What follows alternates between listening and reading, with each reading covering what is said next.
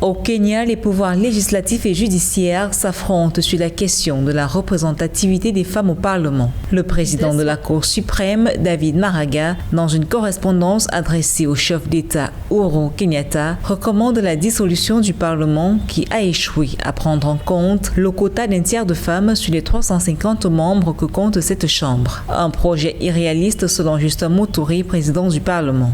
Il ne fait aucun doute que la dissolution du Parlement entraînera des inconvénients et même des difficultés économiques. Pourtant, cette dissolution émane de la volonté des Kenyans qui constatent l'incapacité du Parlement à adopter des lois jugées nécessaires par les Kenyans. Nous ne devons pas oublier que le plus souvent, il n'y a pas de gain sans douleur.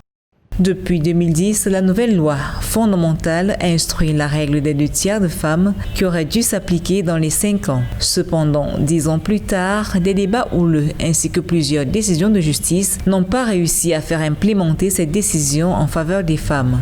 Le Parlement est le garant du respect des lois, de la loi fondamentale qui est la Constitution. Alors si le Parlement lui-même se dérobe à ce rôle-là, il y a problème. Il y a problème dans le sens où on pourrait se dire qu'on est en présence d'un Parlement qui n'est pas responsable.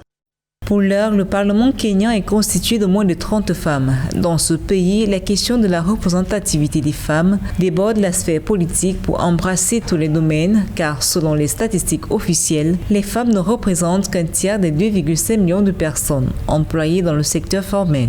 Par ailleurs, bien qu'elles fournissent 80% de la main-d'œuvre agricole du pays, elles ne possèdent que 1% des terres agricoles.